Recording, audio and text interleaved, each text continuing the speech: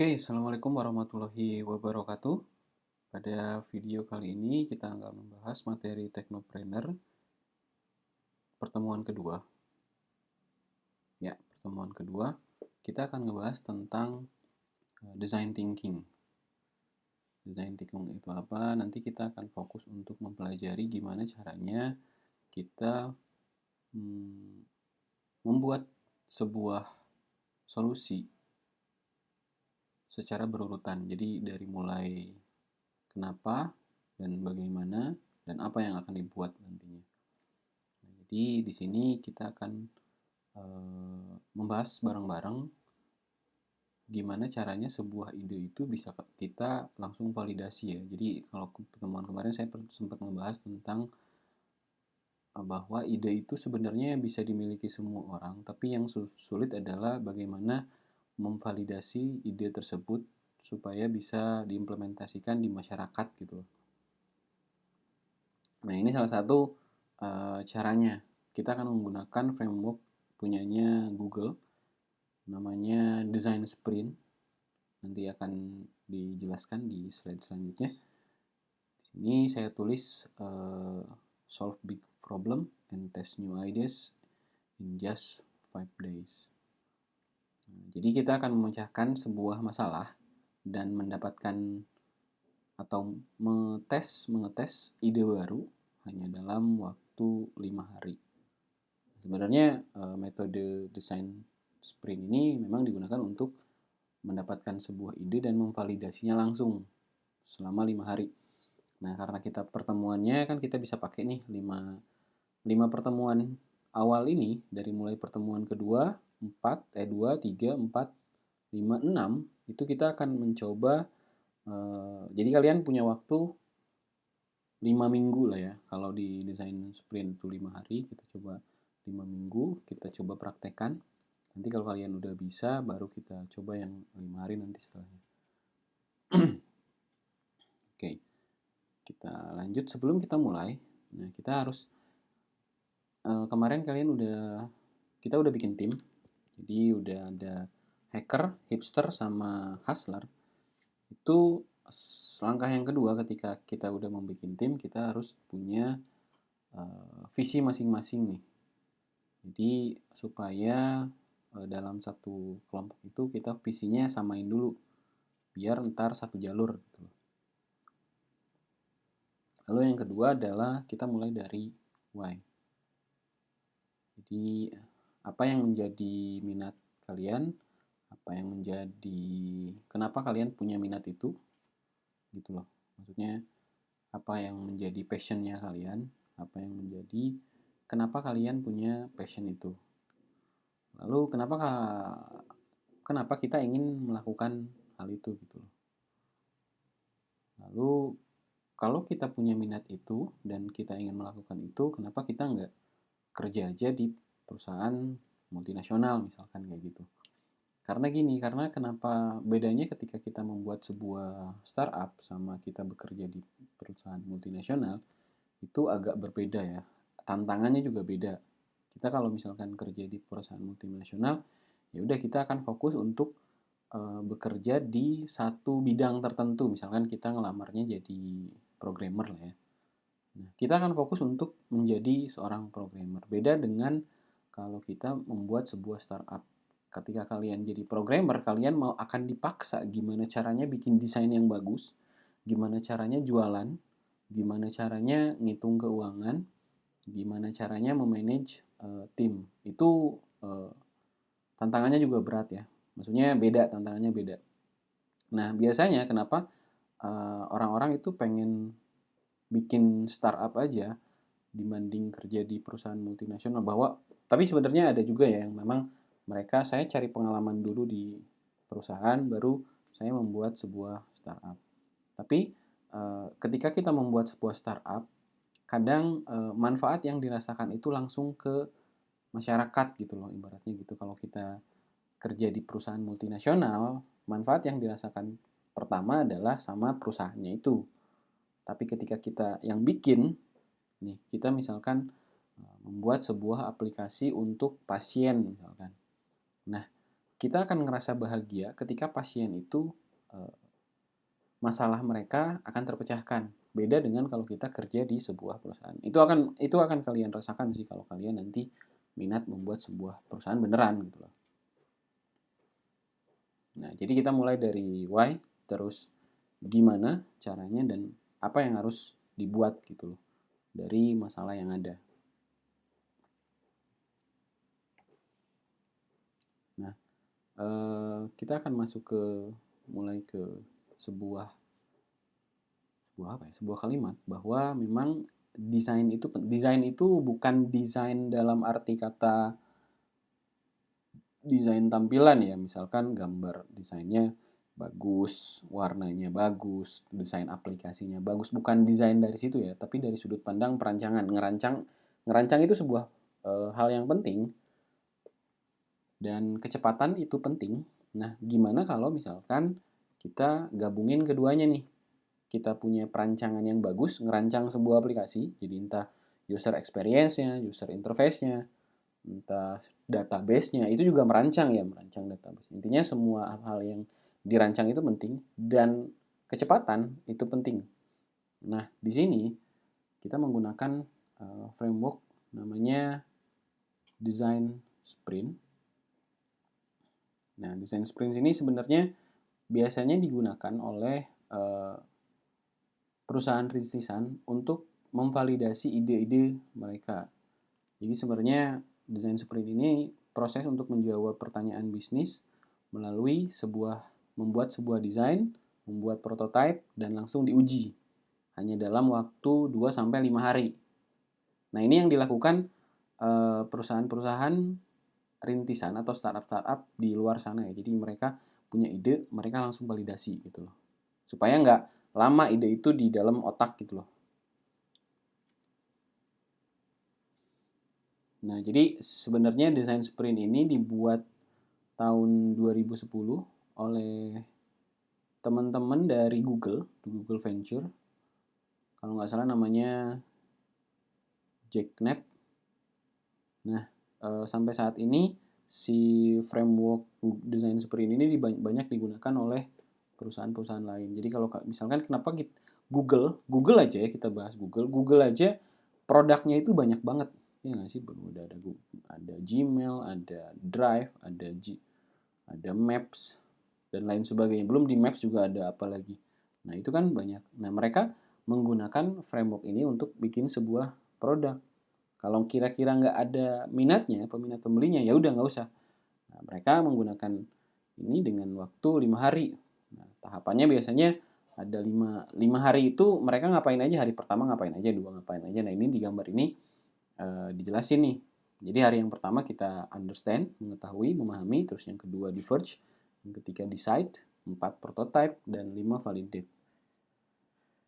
Nah, untuk materi ini sebenarnya akan panjang ya. Jadi untuk video kali ini saya akan bagi menjadi 5 video untuk membahas desain sprint ini. Jadi di video ini kita akan membahas tentang understand dan define. Slide-nya ini. Nah, ini urutan-urutannya ya. Jadi ada understand. Kalau yang tadi ini hari pertama ngapain, hari kedua ngapain. Nah, jadi ini kita akan bagi menjadi minggu gitu loh. Minggu pertama kita memahami yang ini, minggu kedua ini, dan sebagainya. Harusnya bisa sih. Karena orang di luar sana cuma 5 hari, nah kita 5 minggu gitu. Nah, ini urutannya ya, understand, define, terus diverge, decide, prototype.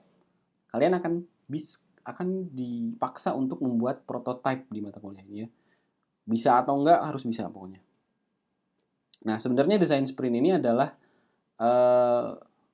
jalan pintas dibanding metode-metode yang lainnya ya.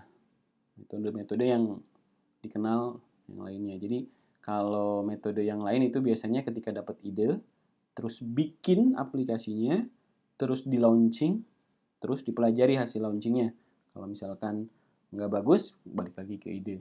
Nah, kalau ini itu motong nih. Jadi ketika ide langsung dipelajari gimana caranya. Nah, nanti akan kita jelaskan. Jadi sebenarnya kalau di sini kita bukan buat prototype secara keseluruhan bikin aplikasi, tapi nanti akan kita bahas tentang minimum viable product atau MVP. Nanti deh. kita bahas. Ini panjangan, ini juga udah 10 menit. Oke, sebelum kita mulai sprint, jadi kalau dulu itu ada pepatah, ada acara hackathon, iya nggak sih? Nah, dengan the sprint itu diganti nih. Jadi we don't do marathon, we do sprint, gitu tuh. Jadi pepatahnya kayak gitu. Kita nggak melakukan maraton, kita nggak lari lama, tapi kita sprint. Bedanya itu sih.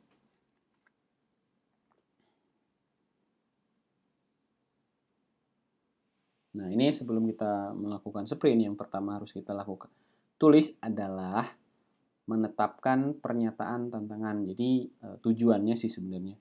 Jadi contohnya merancang sebuah desain yang andal dan menyenangkan untuk pengalaman berinternet bagi pria. Langsung nih detail, target marketnya bagi pria berusia 25 sampai 34 tahun dengan target launching pada kuartal 2 di tahun 2021. Jadi jelas kan? Jadi gini, kenapa kita harus menyatakan tujuan ini? Supaya nanti ketika kita bikin sprint, itu ada targetnya. Jadi kita nggak terlalu luas pemikirannya. Jadi kita fokus ke sini, ya udah kita akan bikin sebuah produk yang andal dan menyenangkan untuk para pria berusia 25 sampai 34 tahun, dan kita akan luncurkan di kuartal 2 tahun 2021. Jadi detail kan, mau pria mau wanita. Misalkan aplikasi ini memang ditujukan kayak misalkan Facebook itu sebenarnya ditujukan untuk siapa sih, cowok atau cewek. Nah sebenarnya dulunya awalnya pasti detail nih untuk cowok.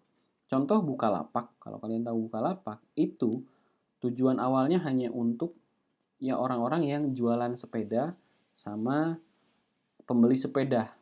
That's it, udah. Walaupun sebenarnya bisa sekarang dipakai semua orang ya. Tapi untuk pertama, fokuskan dulu tujuannya. Supaya kita nggak terdistract dengan informasi-informasi yang lain gitu loh. Bayangin aja kalau kita misalkan pengen bikin aplikasi yang jual sepeda, terus kita pikirin juga teman-teman yang jualan rumah. Nah, sebenarnya kan akan beda nanti dari sistem aplikasinya. Nah, jadi itu membuat tim nggak fokus, malah kemana-mana, dan aplikasinya malah nggak jadi gitu loh. Nah, yang kedua adalah kita membuat project map. Nah, tujuan project map ini sebenarnya untuk memahami pengalaman pengguna yang ada, misalkan offline atau online. Jadi contohnya kayak gini nih. Cara membuatnya adalah tuliskan pengguna di sebelah kiri. Jadi misalkan calon pengguna kalian itu siapa, dan ini tujuannya. Tujuannya itu misalkan ini pengguna beli baju di websitenya kalian gitu loh, misalkan beli baju di websitenya kalian. Nah, tuliskan juga step-stepnya itu mereka harus ngapain. Misalkan step yang pertama, ini ada beberapa user ya, misalkan ada user yang udah login. Misalkan user yang pertama deh, user yang pertama dia harus step 1 adalah ngisi data dulu. Kan kalau kita misalkan pengen beli di Bukalapak atau di ini kan harus kita daftar dulu ya, nggak sih, supaya login. Ya, jadi kita sign up dulu, step yang pertama. Step yang kedua milih, step yang ketiga klik beli, dan mereka dapat apa yang mereka inginkan gitu loh. Nah, itu juga yang step 2, orang yang kedua, orang yang ketiga, orang yang udah login misalkan dimasukin kayak gini. Ini online-nya. Bikin juga yang misalkan offline-nya tuh biasanya mereka kayak gimana sih? Gitu. Jadi target pasar dan tujuannya. Nah, nanti tuliskan juga step-stepnya mereka ngapain aja untuk dapetin tujuannya gitu loh.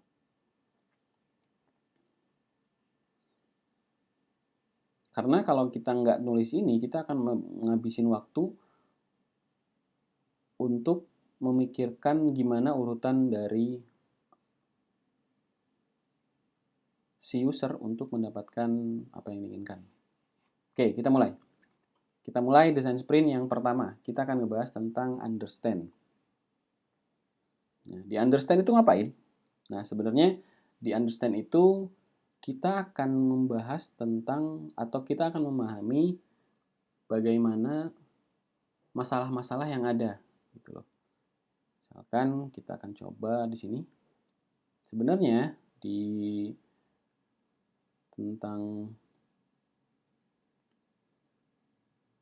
Understand itu kita harus memahami apa yang user butuhkan, bisnis seperti apa yang dibutuhkan, dan teknologi yang seperti apa nanti yang akan digunakan. Nah, contoh misalkan kita membuat sebuah aplikasi untuk mencapai sebuah, misalkan gini, kenapa Google Maps itu dibuat? Jadi mungkin awalnya Google Maps itu dibuat karena banyaknya orang-orang yang kesasar misalkan. Jadi ketika mau berangkat ke suatu tempat yang belum pernah digunakan atau belum pernah dikunjungi, mereka kadang bawa map dan kadang males bawa map, dan mereka kadang tersasar karena nggak update mapnya. Maka dibutuhkan, mereka user itu membutuhkan sebuah map yang real time, yang perkembangannya cepat. Terus gimana caranya memanfaatkan si map itu menjadi sebuah bisnis. Lalu yang ketiga adalah teknologi apa yang bisa digunakan, karena misalkan si target pasarnya adalah orang-orang yang udah punya smartphone, berarti teknologi yang bisa ditempel di smartphone. Terus bisnis apa yang digunakan, misalkan apapun, gimana caranya kita memonetize dari Google Maps tersebut. Nah, di sini teman-teman semua jadi satu tim, setiap satu tim satu orang itu harus jadi udah fokus nih. Misalkan kita akan ngebahas tentang tadi kita akan membahas tentang pasien. Ini sebenarnya saya terinspirasi dari sebuah aplikasi namanya Pasienia sebenarnya. Jadi dulu pernah ada aplikasi namanya Pasienia. Jadi mereka fokus untuk membantu teman-teman pasien kanker. Nah, jadi fokus tuh. Apa nih yang mereka butuhkan? Jadi ternyata mereka butuh komunikasi antar pasien. Jadi teman-teman penderita kanker itu ketika mereka ketemu sama orang keluarganya lah ya, itu keluarganya kadang ngasih semangat. Hei, kamu semangat dong, kamu harus tetap sembuh dan lain sebagainya. Feel-nya beda ketika si pasien itu ngobrol dengan sesama pasien. Jadi ketika ada satu pasien lagi yang punya pengalaman, saya bisa kok, saya juga bisa, masa kamu enggak sih? Nah, itu feel-nya akan merasa lebih dapat dan semangat si pasien akan jadi tumbuh. Nah, berarti kan user membutuhkan sebuah teman yang memang satu circle ya, atau satu pengalaman lah ya. Nah, maka dibuat sebuah aplikasi untuk setiap pasien berhubungan. Jadi pasien kanker yang seluruh Indonesia itu akan bisa berhubungi. Jadi kayak sosial medianya para pasien kanker gitu. Khusus. Nah, mereka di situ saling menyemangati. Misalkan, saya misalkan makannya ini nih tiap pagi. Misalkan saya olahraganya kayak gini nih. Nah, itu akan lebih memotivasi para pasien dibanding orang-orang yang memang belum pernah merasakan gitu loh. Nah, di sini semua tim, setiap anggota akan memunculkan ide-ide mereka, tulis di dalam satu lembar kertas. Kalau dulu sih, kalau pas saya desain sprint, saya tulis di lembar sticky notes kayak gitu.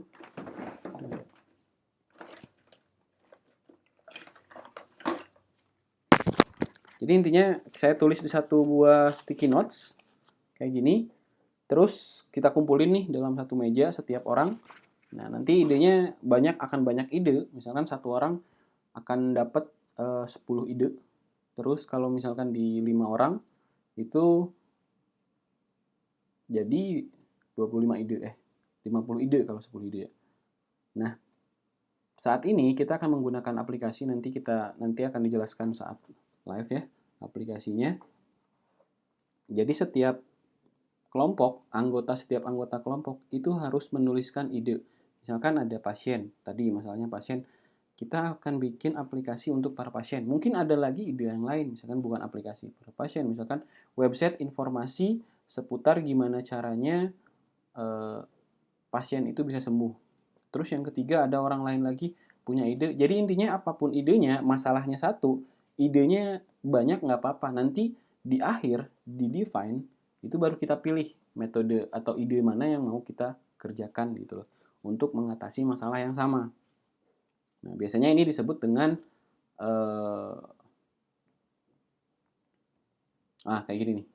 Jadi semua di sini ada tulisan, bahkan satu kata juga nggak apa-apa. Jadi bikin aplikasi, misalkan aplikasi mobile. Ntar akan dijelasin sama yang nulis.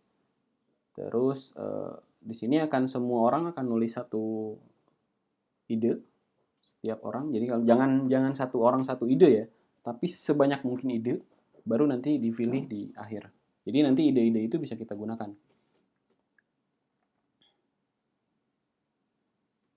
Oke, nanti kita lanjut dulu. Nah, di sini sebenarnya akan ada metode namanya 360 lightning talk. Jadi di sini biasanya teman-teman selama 60 menit setiap peserta atau setiap anggota diharuskan menjelaskan atau mencari tahu. Jadi apa yang mereka menjelaskan apa yang mereka tahu tentang masalah dan produk yang akan dibuat. Jadi misalkan kita akan membuat membuat aplikasi ini dengan tujuannya ini dan sukses metriknya seperti apa. Technical capability and challenge, tantangannya nanti seperti apa, dan relevant user atau insight, bahkan mungkin sampai audit kompetitor. Nah, just ini ya, jadi di sini ada 15 menit nih. Jadi kalau di stage ini dulu saya tuh 15 menit, 5 menit untuk membahas tentang business goal dan sukses metric, dulu 5 menit tentang technical capabilities and challenge, dan 5 menit relevant user and research. Relevant user research and insight, sorry. Nah, ini yang akan kita lakukan di pertemuan pertama ini. Jadi selama 1 minggu kalian akan nulis banyak ide untuk memecahkan satu masalah. Jadi satu orang akan punya minimal 5 ide ya, minimal 5 ide. Oh, misalkan untuk mengatasi macet, ya ada Gojek on Demand, ada Valet on Demand. Valet on Demand itu supaya orang-orang, jadi untuk macet, untuk mengatasi macet di Jakarta, misalkan nggak selalu yang di solve adalah user yang terkena macet. Bisa aja kalian menyelesaikan masalah parkir atau bisa aja menyelesaikan masalah transportasi umum. Jadi misalkan parkir itu kan kebanyakan bikin macet gara-gara orang-orang mau parkir di mall, misalkan salah satunya. Nah, kita akan buat yang namanya valet on demand. Misalkan valet on demand itu kita bisa nyari orang-orang valet yang bisa parkirin di mana aja, dan kita bisa pantau mobil kita parkir di mana dan aman atau enggak dan lain sebagainya. Jadi itu kan salah satu. Jadi ada dua tuh, bisa kita bikin Gojek, bisa bikin valet. Nah, ide yang berbeda ini untuk memecahkan masalah macet. Nah, kayak gitu kan beda kan. Nah, selama 1 minggu setiap anggota itu harus minimal punya 5 ide untuk memecahkan masalah yang sama. Jadi untuk hari ini kalian akan buat satu kelompok itu, kita akan fokus untuk memecahkan satu masalah, cari masalahnya, masalah apa, macet, banjir, dan lain sebagainya. Nah, nanti selama 1 minggu setiap anggota wajib ngasih 5 ide, satu orang. Jadi kalau misalkan ada 5, berarti akan ada 25 ide. Minimal ya 5 ide. Jadi kalau maksimalnya bebas, lebih dari 5 ide lebih bagus. Ingat ya, ide itu murah dan bisa didapetin di mana aja. Yang susah adalah validasi. Ide itu banyak. Kalian bisa searching di aplikasi-aplikasi yang sudah dipakai di US, misalkan aplikasi yang udah dipakai di Rusia. Ya searching aja ke luar negeri sana. Nggak perlu fokus di Indonesia. Nah, di sini setelah kita punya beberapa ide, nanti di minggu depan lah, ini kita akan pilih 2 atau 3 yang mana yang paling masuk akal yang akan dikerjakan oleh tim ini. Jadi gini, misalkan tadi akan ada 25 ide nih. Nah, terus 5 orang ini, 5 tim kelompok ini berembuk, oke, urutkan mana yang paling mungkin kita buat selama 1 semester ini. Nanti kan ada, oh ini susah nih, ide yang ini susah karena validasinya susah, oh ide ini nggak bagus karena kurang diminati masyarakat, dan lain sebagainya. Intinya, nanti akan ada 3 ide terbaik di atas yang bisa kalian kerjakan selama 1 semester ini. Nanti kalian sendiri yang menentukan ide mana yang kira-kira bagus, ide mana yang kira-kira bisa menghasilkan, dan ide mana yang kira-kira bisa kalian kerjakan. Bisa dikerjakan itu bukan berarti di coding ya. Jadi jangan dulu mikirin teknis gimana caranya bikin coding, aplikasinya rumit atau enggak dan lain sebagainya, bukan itu, tapi make sense untuk dikerjain dalam satu semester, idenya bagus dan kira-kira bisa menjadikan value bisnis yang gede gitu loh. Jadi jangan harus mikirin mudah atau susahnya, bukan itu ya. Tapi fokus ke apa yang mau didapat. Oke. Nah, sebenarnya itu yang pertama, langsung yang kedua define. Ini define, understand sama define itu dalam satu hari sebenarnya ya. Jadi kalau kita lihat di sini. Nah, ini hari yang pertama, understand dan define sebenarnya. Nanti hari yang kedua adalah diverge. Nah, kalau kalian lihat yang di sini kan. Nah, ini kan ada understand dan define. Ini dalam satu hari. Nah, diverge baru hari yang kedua. Nah, jadi kalau kita understand dan define itu dalam satu minggu. Nah, nanti define itu adalah setiap peserta mempresentasikan 5 ide teratas. Jadi, ini ide yang pertama, idenya siapa? Dalam waktu 2 menit. Kayak gitu loh. Kita coba lihat. Nah, ketika udah didapat nih 5 ide teratas, orang yang punya 5 ide ini, misalkan ide yang pertama, jelasin dalam waktu 2 menit ke semua orang, dan gimana strateginya, dan fokusnya seperti apa, targetnya bagaimana. Nanti target marketnya adalah misalkan orang-orang, kalau tadi macet, misalkan dan bikin Gojek on demand, misalkan, targetnya adalah orang-orang yang kerja di sekitaran Sarinah, misalkan. That's it, udah sesimpel itu, sedetail itu. Bahkan semakin detail itu semakin bagus sebenarnya. Kita akan fokus ke di daerah Sarinah dulu aja. Nggak fokus ke Jakarta karena kegedean. Oke, jadi orang-orang yang kerja di Sarinah akan dicari apa aja kebutuhannya. Orang-orangnya seperti apa dan apa kebutuhannya. Nah, terus tadi kan kita pernah bikin produk kan, user product di awal yang sebelum disiapin. Nah, itu dibuat juga di define ini. Jadi di sini ada usernya, terus gimana cara mereka menggunakannya sampai tujuannya seperti apa. Nah, jadi kan untuk misalkan di sini ada pasien gitu loh. Gimana caranya dia memulai terapi? Jadi mereka harus make app, terus appoint, discuss trial, enroll, and begin therapy. Memulai terapinya, baru dimulai terapinya. Jadi nggak tiba-tiba dia langsung mulai terapi kan. Jadi dia harus mengisi dulu formulir misalkan, terus dia harus diskusi dulu dengan perawatnya, apa aja keluhannya, dan lain sebagainya. Saya cepet-cepet ya, supaya nggak terlalu lama, karena kalau nonton video kayaknya ngantuk. Oke, nanti di sini ada list mana yang terbaik. 5 atau di sini juga put the sprint challenge on the right, then make a flowchart showing. Jadi dikerjain flowchartnya, alurnya ya, alur seperti ininya, dijelaskan oleh yang punya ide 5 teratas tadi, dijelaskan gimana step-stepnya, baru nanti dipilih. Ini sebenarnya ada namanya metode menggunakan how we make we, gimana kita bisa mengerjakannya gitu loh. Oke? Nah, contohnya kayak gini. Jadi ada sebuah situation dan tantangan. Situasinya adalah Jenny adalah penggemar film drama Korea, itu mencari cara gimana caranya untuk merewatch episode-episode dan yang pernah dia nonton gitu loh. Nah, gimana caranya? Tantangannya adalah gimana how with me kita membuat atau kita merancang sebuah aplikasi mobile apps, karena tantangannya tadi dia si Jenny ini adalah anak muda yang sekarang dan dia sudah menggunakan mobile app.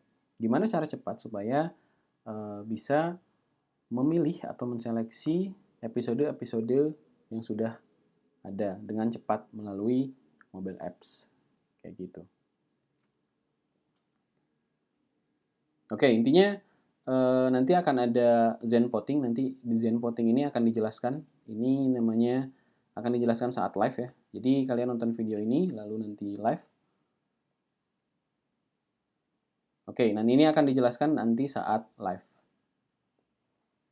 Oke, itu untuk fase yang pertama ya. Jadi untuk minggu pertama, tujuan kalian adalah mencari 5 ide terbaik dari 25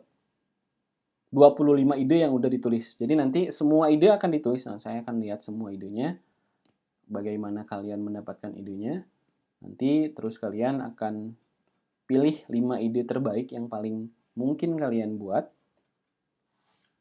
Sampai dengan kalian nanti di sini ada tweet sih, maksudnya gini. Bayangkan ketika kalian udah melaunching sebuah produk itu atau fitur itu, apa yang akan kalian tweet pertama kali di Twitter kalian. Ini contohnya Google. Google itu membuat sebuah apa sih kayak Google Home kayak gitu ya.